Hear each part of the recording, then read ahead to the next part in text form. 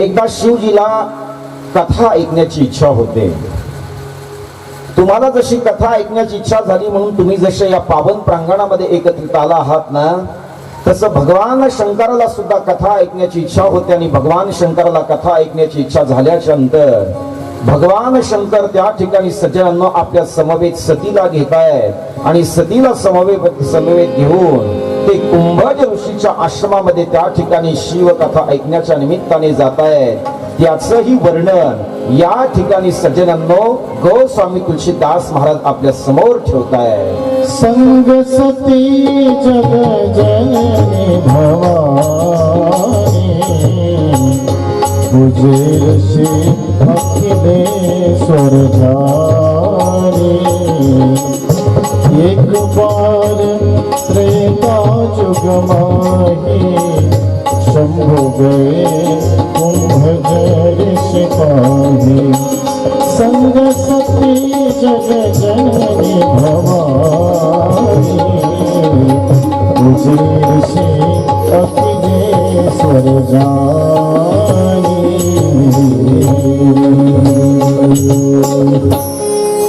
शिवजीला ज्या वेळेला कथा ऐकण्याची इच्छा होते त्यावेळेला शिवजी एकटे जात नाही, तर संग सती जग जननी भवानी. म्हणून माझ्या समोर बसलेल्या सगळ्या शंकरांना मला असं विचारायचे, जर भगवान शंकर जर कथा ऐकण्याच्या निमित्ताने जर जात असतील तर ते एकटे जात नाही, तर ते जोडीने कथा ऐकण्याच्या निमित्ताने जात आहे. मग माझ्या समोर बसलेल्या प्रत्येक शंकराला विनंती की तुम्ही कथा ऐकायला ज्या वेळेला याल ना त्यावेळेला एकटे येऊ नका, तर जोडीने ही कथा ऐकली पाहिजे. बरोबर बोलतोय ना मी? हे शिव महापुराण कथेचा संदेश आहे. भगवान शंकर जर एकटे कथा ऐकण्याकरता जात नसतील, ते जर जोडीने जात असतील, तर शिव महापुराण कथा हा एकट्याने ऐकण्याचा विषय नाही, तर तो जोडीने ऐकण्याचा विषय आहे. महिला मंडळ जोडीने किती जण आला जरा हात वर करा बरं, पाहू दे बरं तुमचे चेहरे मला. जोडीने येत ना? तर बाकीचे कुठे गेले? त्यांनाही जरा घेऊन येत जा म्हणा. कामं तर नेहमीच आहेत, कामं तर चालूच राहणार आहे. काम हे मरेपर्यंत आपल्या पाचवीला पुजलेले आहे.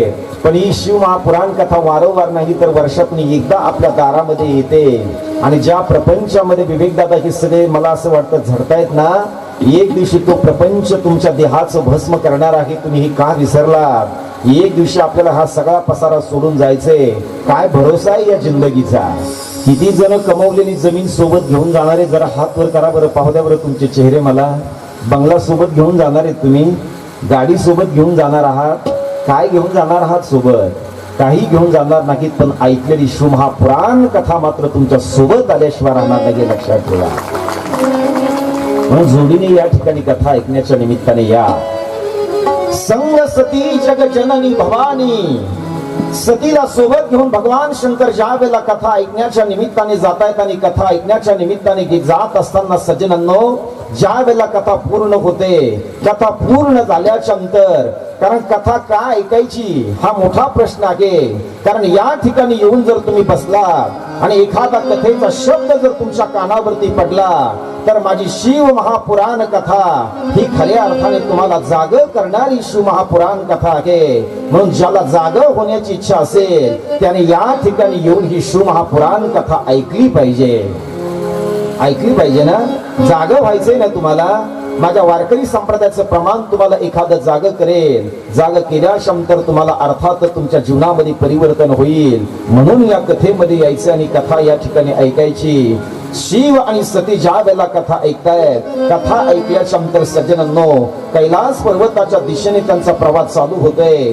आणि कैलास पर्वताच्या दिशेने ज्या वेळेला प्रवास चालू होतोय ना, त्यावेळेला भगवान शंकर मनोमन त्या ठिकाणी इच्छा व्यक्त करतायत. इच्छा अशा पद्धतीची व्यक्त करतायत की ज्या माझ्या रामप्रभूची कथा मी ऐकली. कारण रामप्रभू हे भगवान शंकराची कथा ऐकतायत, तर भगवान शंकर ही रामप्रभूची कथा ऐकतायत. मग रामप्रभूची ज्या मी कथा ऐकली ना, त्या रामप्रभूचं दर्शन मला झालं पाहिजे. रामप्रभूचं दर्शन मला झालं पाहिजे. आणि योग असा आहे की माझे रामप्रभू आणि लखन हे जानकी मातेच्या विरहामध्ये आहे. त्याच अरण्यामध्ये जात आहेत आणि त्या अरण्यामध्ये जात माझे रामप्रभू आणि लखनजी ज्या अरण्यामधून जात आहेत ना, त्यावेळेला माझे रामप्रभू विरहामध्ये आहे. विरहामध्ये माझे रामप्रभू आहेत आणि भगवान शंकराला ज्या वेळेला दर्शन दिल्या जाते त्यावेळेला माझ्या देवादिदेव महादेवाला सज्जनांना आनंद होतोय. महादेवजी माझ्या रामप्रभूच्या समोर शिर साष्टांग नमस्कार करतायत. शिर साष्टांग नमस्कार करून माझ्या त्या ठिकाणी रामप्रभूला प्रणाम करतायत आणि रामप्रभूला जय सच्चिदानंद जग पावन म्हणून त्या ठिकाणी संबोधल्या जाते. आणि जय सच्चिदानंद जग पावन म्हणून ज्या वेळेला संबोधल्या जाते ना त्यावेळेला त्या ठिकाणी सतीच्या मनामध्ये शंका येते.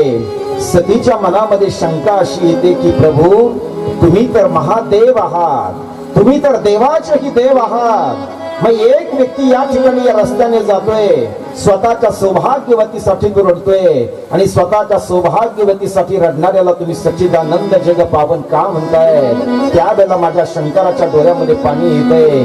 अगं सती ते खरंच माझं सच्चिदानंद जग पावन आहे ग सती. मला असं वाटतं की शंका फक्त त्याच सतीला आली असं नाही, तर माझ्या समोर बसलेल्या बऱ्याच अशा सत्या आहेत की त्या सत्यांना सुद्धा त्या ठिकाणी सज्जनांना ह्या शंका निर्माण होत आहे. म्हणून माझ्या समोर जर आज सती जर कथेला आली असेल ना तर उद्यापासून कमीत कमी 3 दिवस त्या सतीने आपल्या सत्याला सोबत घेऊन या. सत्या माहिती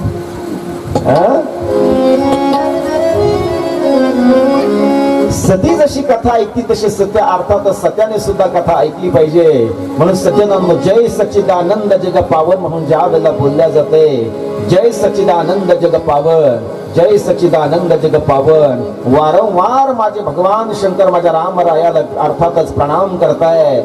वारंवार प्रणाम केल्याच्या नंतर सती पुन्हा पुन्हा त्या ठिकाणी साशंकता व्यक्त करते, संशय घेते.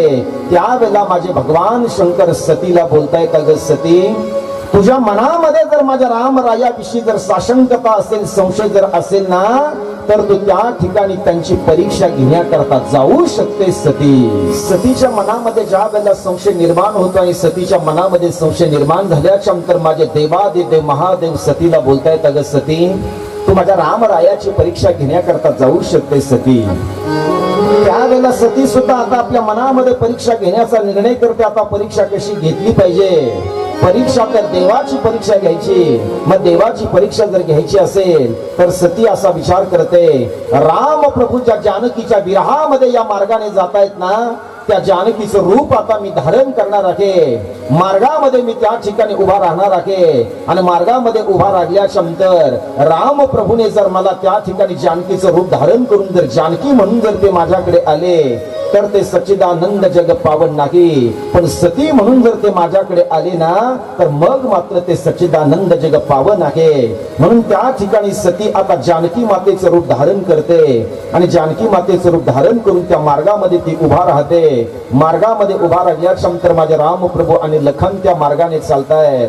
अगोदर जे लक्ष त्या ठिकाणी सतीकडे जाते ना ते माझ्या लखनजीचं लक्ष जातंय आणि लखनजीचं लक्ष गेल्याच्या नंतर लखनजी ओळखतायत अरे ही जरी जानकी दिसत असली ना तर ही जानकी नाही तर ही सती आहे.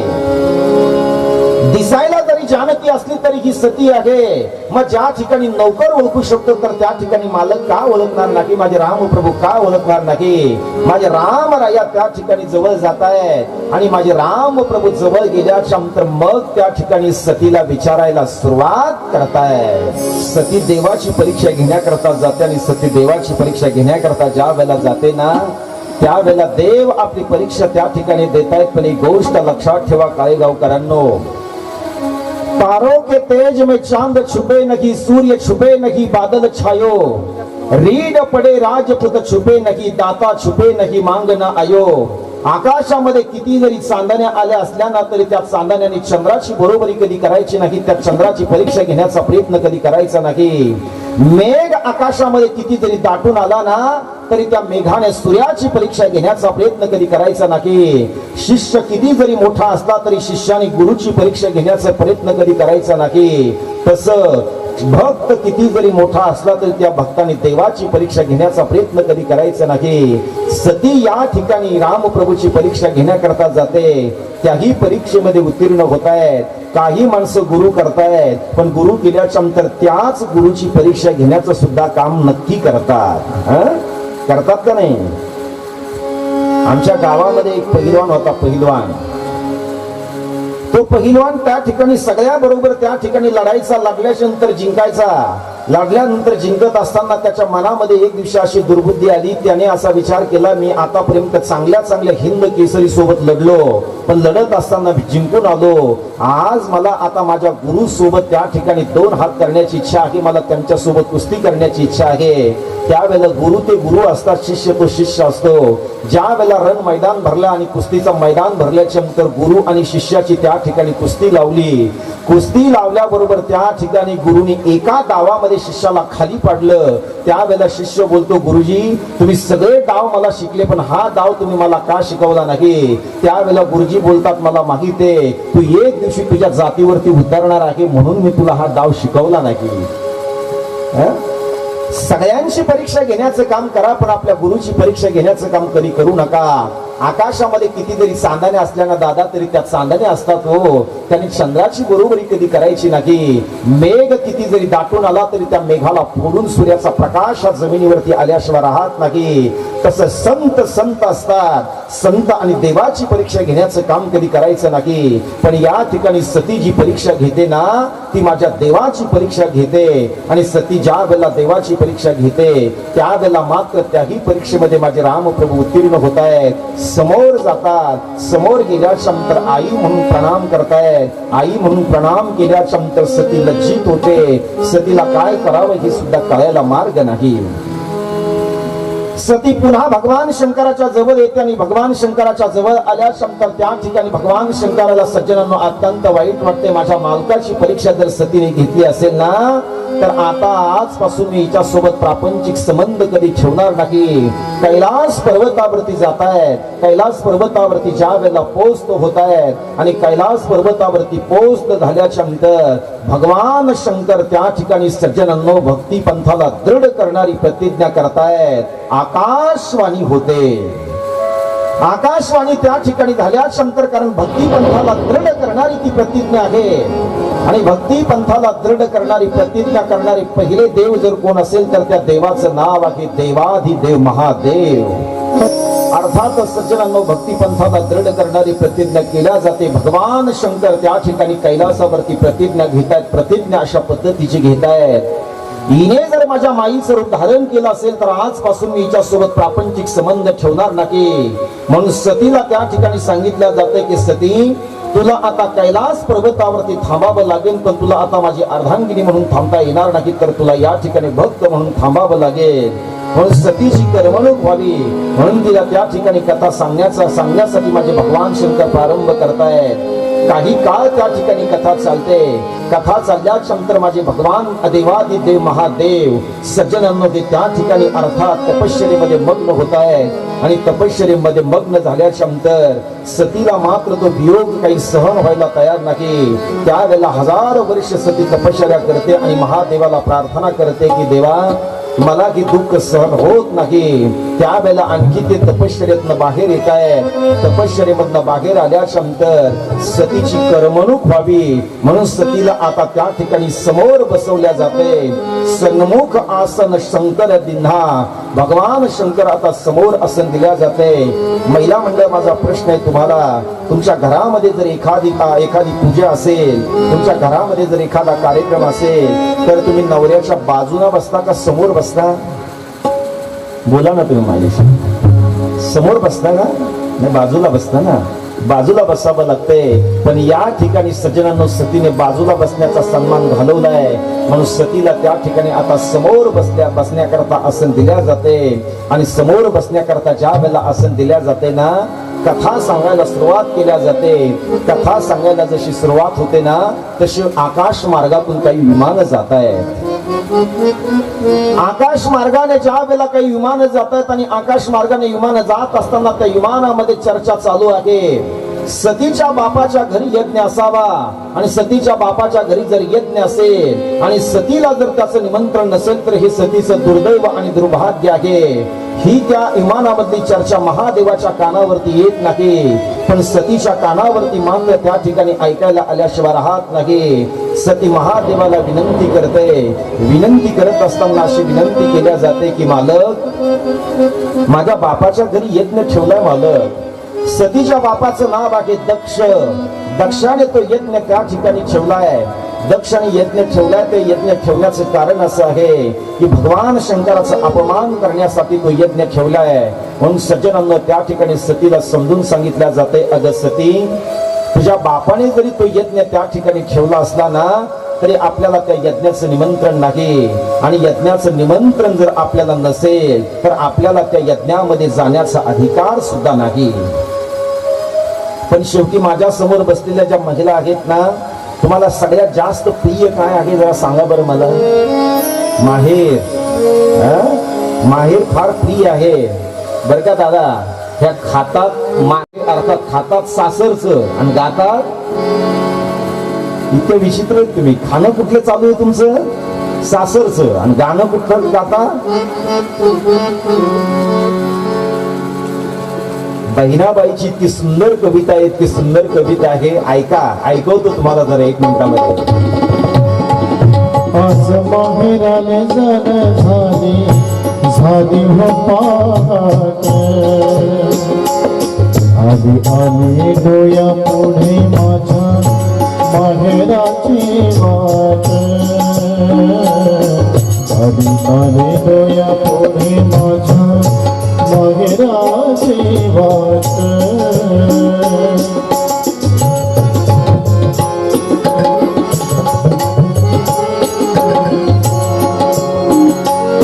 माझ्या माहेराच्या वाटे जरी लागणारे तेजा, वाटेवरच्या दगडा तुले फुटली रे वाचा.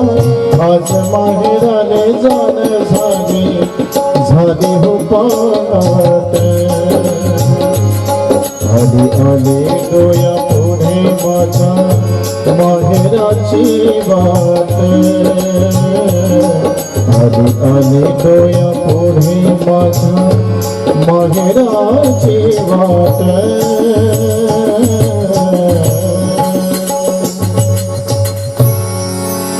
बहिणाबाई असं बोलतायत, एखादी बाई जर सासरमधून जर माहेरला जात असेल आणि माहेरला जर ती निघाली ना आणि वाटेमध्ये जात असताना जर तिच्या पायाला किंवा जर ठेस लागलेली ना तर ठेस लागलेल्या दगडाला ती विचारत असते, अरे दगडा, तू माझ्या माहेराच्या वाटेतला दगड आहे रे दादा, माझी ठेस तर लागली नाही ना राजा तुला. अरे ठेस तिला लागली का दगडाला. अरे ठेस तिला लागली पण ती म्हणत असते तो माझ्या माहेराच्या वाटेतला दगड आहे, माझ्या माहेरातला वाटेतला दगड, त्याची काळजी मी घेतली पाहिजे. म्हणून महिलांनो, माहेराच्या वाटेतला दगड जर तुम्हाला इतका प्रिय आहे तर माहेरातली माणसं तुम्हाला किती प्रिय असतील. म्हणून मी तर कधी कधी असं सांगत असतो, माणसाला जास्त भाऊ असल्यापेक्षा माणसाला जास्त बहिणी असाव्यात. अरे गरीब बहीण ज्या अर्थात गरीब भाऊ असेल आणि एखादी श्रीमंत बहीण जर त्या गरीब भावाच्या घरी जर गेली ना तर ती खामगावच्या बाजारामध्ये स्वतः जाते आणि खामगावच्या बाजारामध्ये स्वतः गेल्याच्या अंतर ती 2000चं पातळ स्वतःच्या पैशाने विकत आणते. आणि तीच बहीण ज्या वेळेला माहेर मधून सासरला येते ना त्यावेळेला सासरच्या लोकांना ती बहीण सांगत असते, बघा बघा, माझा भाऊ गरीब आहे पण माझ्या भावाने मला 2000चं पातळ विकत घेतलंय. पण घेतलंय कुणी? घेतलंय तुम्ही, पण नाव करता तुम्ही भावाचं. म्हणून जास्त भाऊ असल्यापेक्षा माणसाला जास्त बहिणी असाव्यात गड्या. मी तर सांगेन या मंचावरून, मी तर इतका भाग्यवान आहे, मी एकटाच आहे पण 4 बहिणी आहेत मला. हे भाग्यवानच म्हणावं लागेल ना. माहेर हे अत्यंत प्रिय असते दादा. भगवान शंकराला सती त्या ठिकाणी बोलते की मालक, माझ्या बापाच्या घरी जर यज्ञ असेल तर मी त्या ठिकाणी गेलं पाहिजे.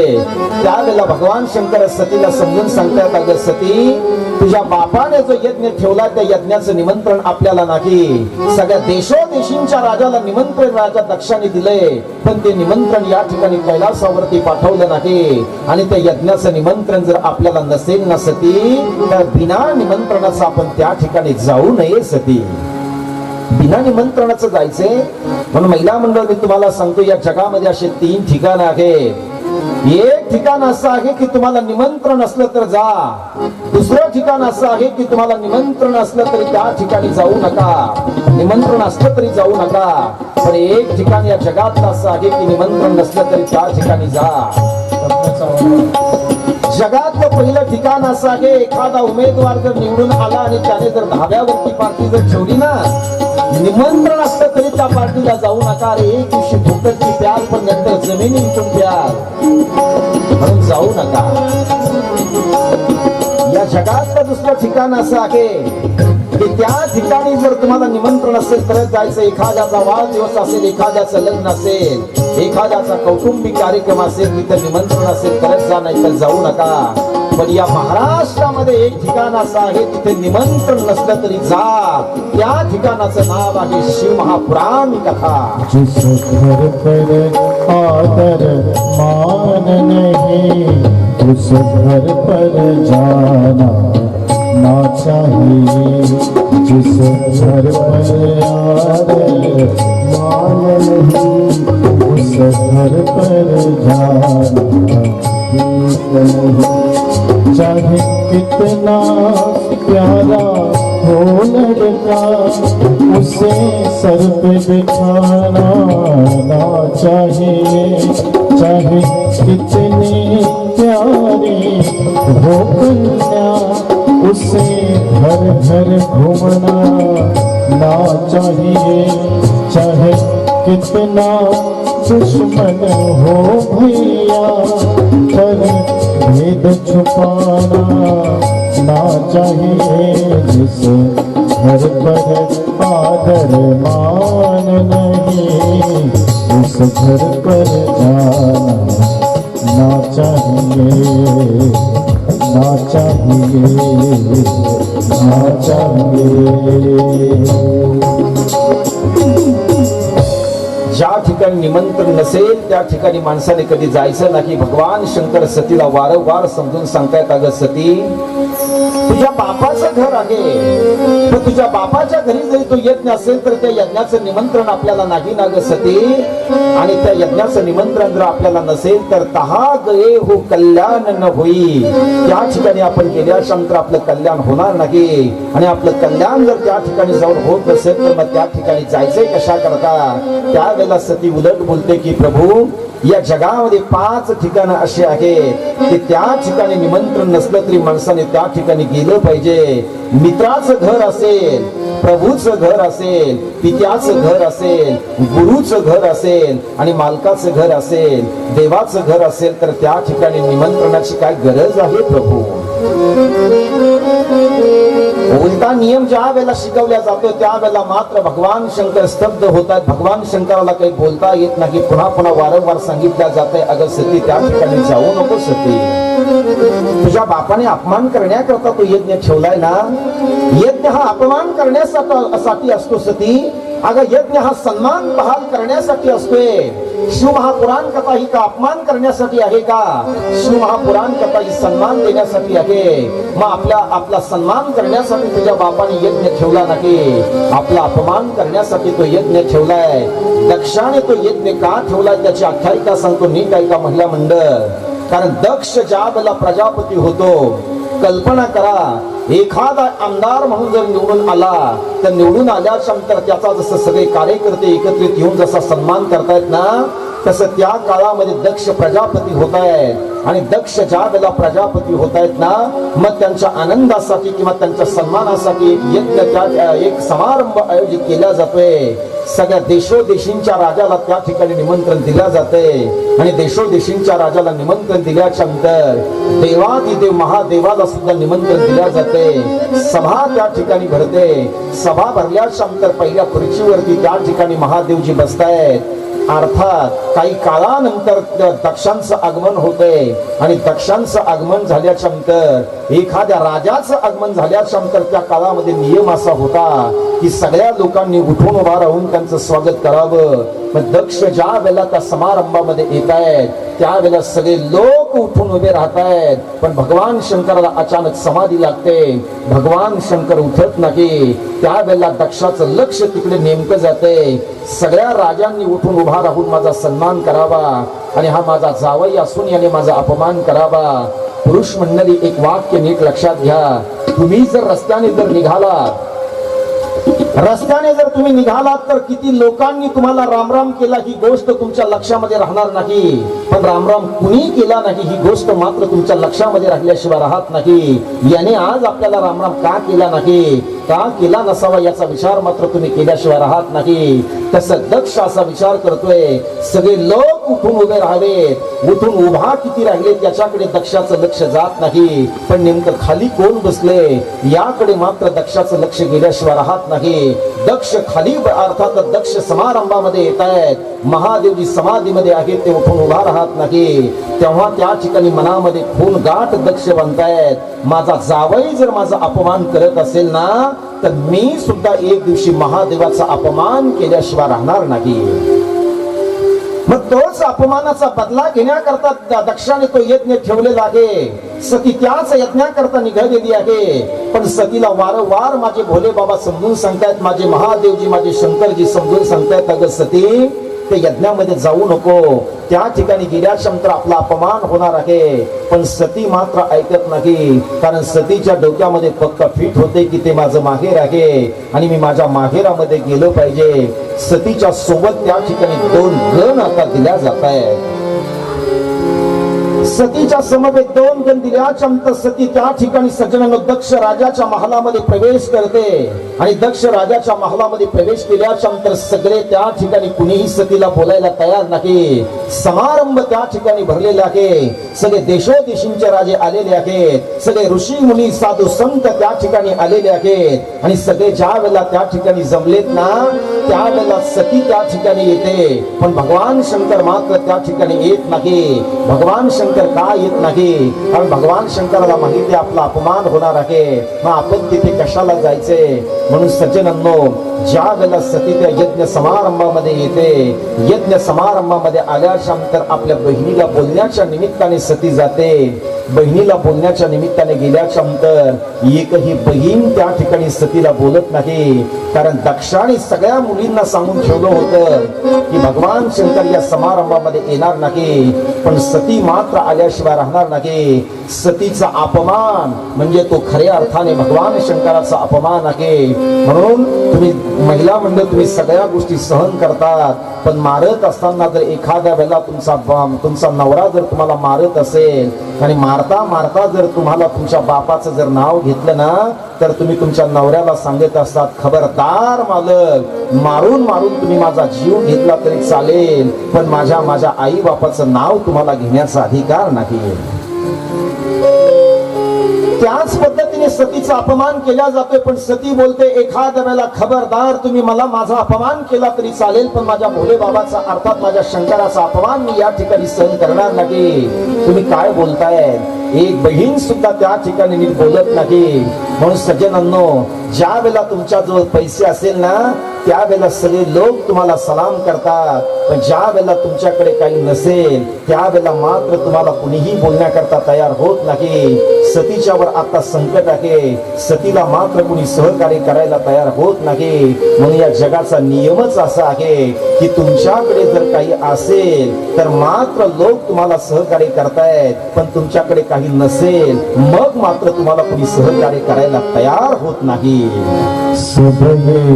पैसों के भाई दिल का साथी नहीं कोई, सबके पैसों के भाई दिल का साथी नहीं कोई, पैसों के भाई दिल का साथ नहीं कोई,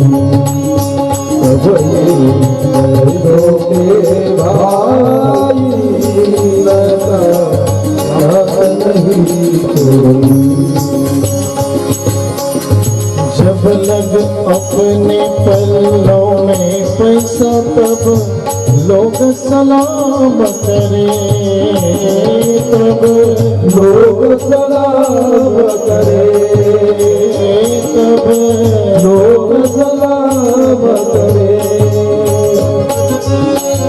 अपना पैसा निकल गया तो, अपना पैसा निकल गया तो कोई न मीठा बोले सबे पैसों के भाई दिल का साथी नहीं कोई सबे पैसों के भाई दिल का साथी नहीं कोई